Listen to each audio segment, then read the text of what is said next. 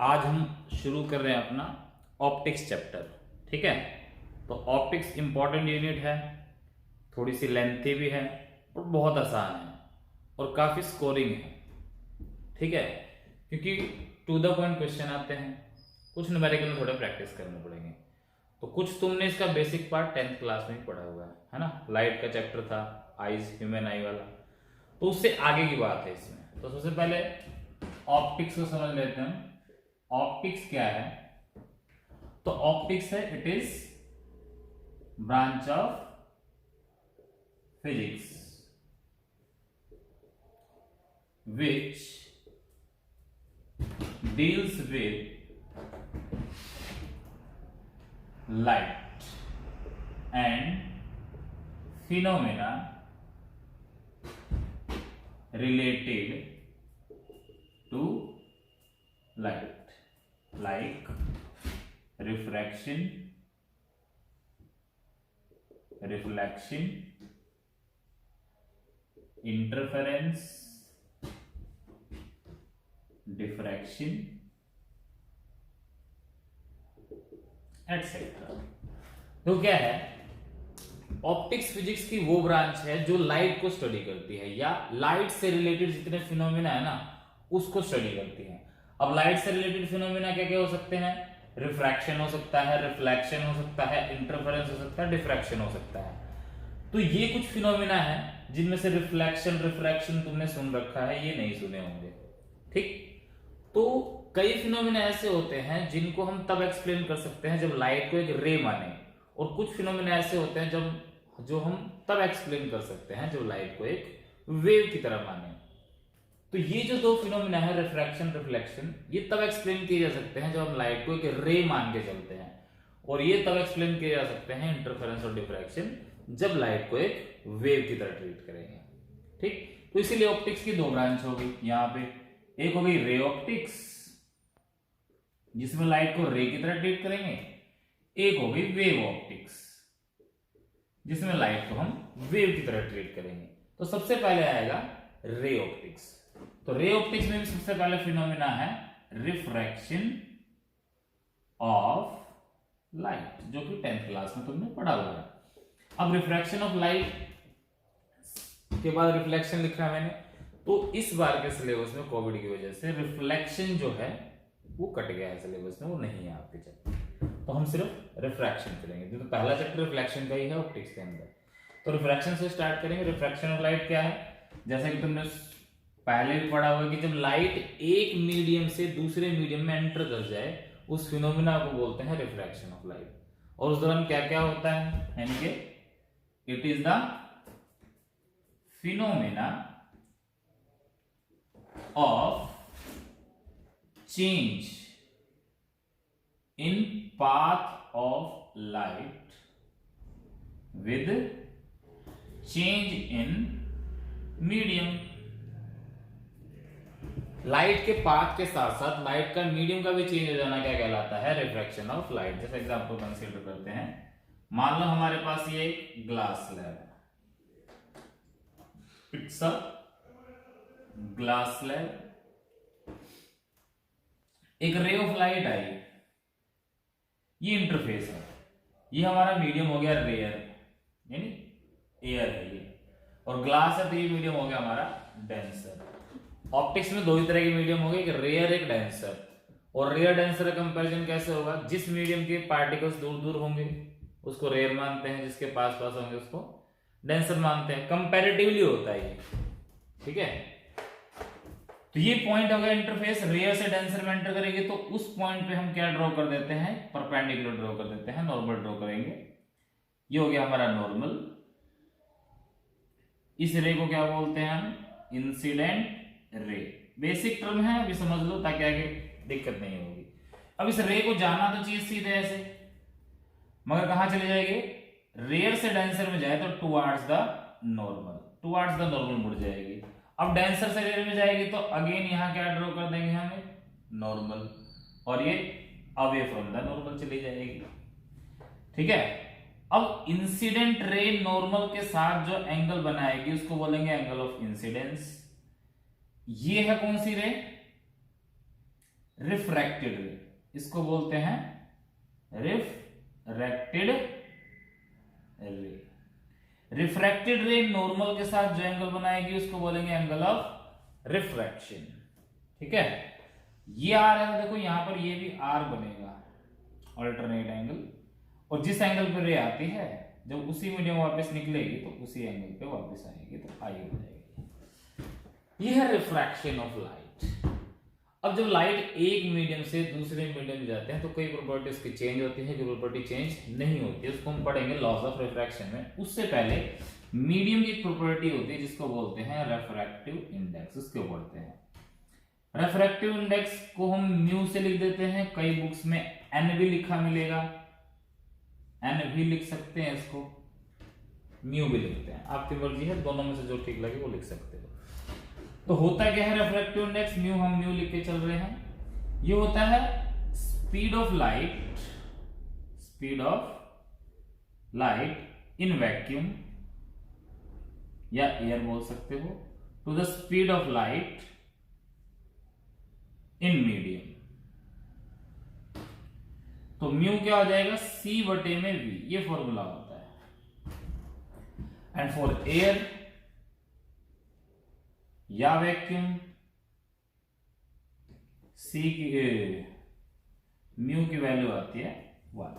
क्यों, देखो एयर या वैक्यूम में वी क्या हो जाएगा, सी के बराबर, तो म्यू क्या आएगा 1। और इसके अलावा कोई भी अदर मीडियम हुआ, for other medium except air and vacuum, mu is always greater than 1। Mu की वैल्यू हमेशा 1 से बड़ी होगी। तो यहां से अगर देखो v equals to c by mu देखेंगे तो वेलोसिटी हमेशा लेस देन c आएगी। तो मीडियम में जाने के बाद स्पीड डिक्रीज हो जाती है, हमें यहां से ये पता लग रहा है। ठीक है, और ये खास बात है कि जिस मीडियम की म्यू की वैल्यू जितनी ज्यादा होगी, larger the value of mu, more denser will be the medium। आपका मीडियम उतना ही ज्यादा डेंसर होगा जितने म्यू की वैल्यू ज्यादा होगी। More the value of mu, mu जितना ज्यादा है जिस मीडियम का, उस मीडियम का रिफ्रैक्टिव इंडेक्स उतना ज्यादा होगा। मान लो देखो हमने एक कहा म्यू 1 है 1.3, म्यू 2 है 1.5, म्यू 3 है 2.4, और मैं कह दूं किस मीडियम का रिफ्रैक्टिव इंडेक्स, यानी कि रिफ्रैक्टिव इंडेक्स यहां दिख रहा है आपको, कौन सा मीडियम सबसे ज्यादा डेंसर है, तो थर्ड वाला, किसकी म्यू की वैल्यू सबसे ज्यादा है। सबसे कम डेंसर है यानी कि जो रेयर है इनके कंपैरिजन में, वो ये है 1.3। ठीक, क्लियर होगी बात। रिफ्रैक्टिव इंडेक्स आई थिंक समझ में आया होगा सबको, तो इसका एक स्क्रीनशॉट ले सकते हो ताकि बाद में नोट कर सको। फिर मैं इसको रब कर देता हूं, ले लिया होगा स्क्रीनशॉट। चलो अब पढ़ते हैं लॉज ऑफ रिफ्रैक्शन को।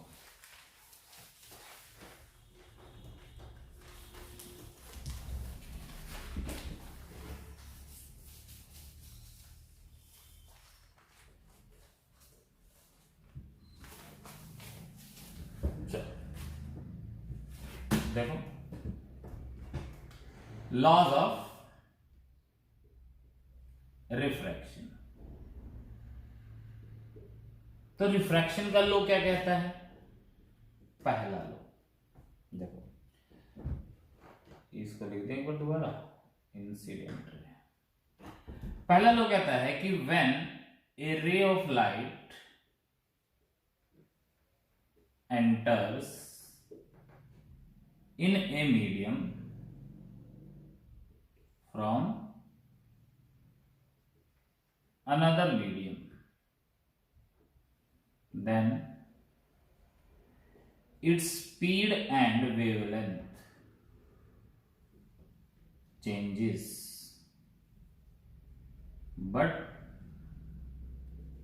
phase and frequency always remain constant। देखो स्पीड और वेवलेंथ ये तो चेंज हो जाएंगे, बट फेज और फ्रीक्वेंसी ये इसमें क्या आएगा, नो चेंज। फेज और फ्रीक्वेंसी कभी भी चेंज नहीं होती लाइट की, और फ्रीक्वेंसी चेंज नहीं होती, एनर्जी भी चेंज नहीं होगी। इसी तरह वेलोसिटी में देखा ना डिक्रीज हो जाती है, ऐसे वेवलेंथ भी डिक्रीज हो जाती है, वे ऑप्टिक्स में आएगा ही, तो अभी ये ध्यान रखना है। दूसरा इंसिडेंट रे, नॉर्मल और रिफ्रैक्टेड रे, बहुत आसान है दूसरा तो। Incident ray, normal and refracted ray all lie in same plane, सबके सब एक ही प्लेन में लाई करेंगे। तीसरा इंपॉर्टेंट है, product of sine of angle of incidence and refractive index of that medium always remain constant. यानी साइन आई पहले मीडियम का, म्यू पहले मीडियम का हमेशा कांस्टेंट रहेगा। ऐसे साइन आई दूसरे मीडियम का, म्यू दूसरे मीडियम, जिस मीडियम में एंगल ऑफ इंसिडेंस ले रहे हो उसी मीडियम के रेफ्रैक्टिव इंडेक्स से मल्टीप्लाई करोगे तो इनका प्रोडक्ट हमेशा कांस्टेंट रहता है। तो अगर मैं कहूं फॉर फर्स्ट मीडियम के लिए हम क्या लिख सकते हैं, साइन आई वन इंटू में म्यू वन क्या आएगा, कांस्टेंट को हम के लिख रहे हैं। और फॉर सेकंड मीडियम के लिए sign i two into mu to, उसका भी क्या लिखेंगे, कांस्टेंट के लिखेंगे। तो ये इक्वेशन 1 ये इक्वेशन 2 दोनों बराबर कर दो, फ्रॉम 1 एंड 2। देखो यहां लिख रहा हूं, शायद ना दिख रहा हो वहां तुमको। तो sine i one into mu one equals to k and sine i two, sorry बराबर रखना था मैंने तो उसको, sine i two into mu two. I two को लिया इधर, sine i one by sine i two equals to mu two by mu one. अब यहां से साइन आई वन देखो, पहला एंगल ऑफ इंसिडेंस ये है, इसको मैं साइन आई लिख देता हूं। दूसरा एंगल ऑफ इंसिडेंस क्या है, ये आर है, तो इसको साइन आर लिख दो, equals to mu two one को मैं लिख सकता हूं mu two with respect to one. ठीक है, और यही अपना क्या है, इसको बोलते हैं हम ऑप्टिक्स में स्नेल्स लॉ। और जो म्यू टू वन लिखा है ना, इसको बोलते हैं refractive index of medium second with respect to medium first. जरा मैं देख लो तुम्हें दिखाई दे रहा है कि नहीं है, दिख रहा है, ठीक है। तो ये जो है इसको बोलते हैं स्नेल्स लॉ। इसमें ध्यान देखो ये क्या है, म्यू टू वन का मतलब है कि पहले मीडियम से दूसरे मीडियम में रे जा रही है, होगा किसके बराबर, म्यू टू बटे में म्यू वन। ठीक है, इसके बराबर होगा ये। अगर मान लो मैं लिख दूं म्यू थ्री टू, तो इसका मतलब म्यू थ्री बटे म्यू टू, रे 2 से 3 में जा रही है। दोनों कन्वर्जन आपको आने चाहिए, ठीक है। स्क्रीनशॉट ले लो इसका,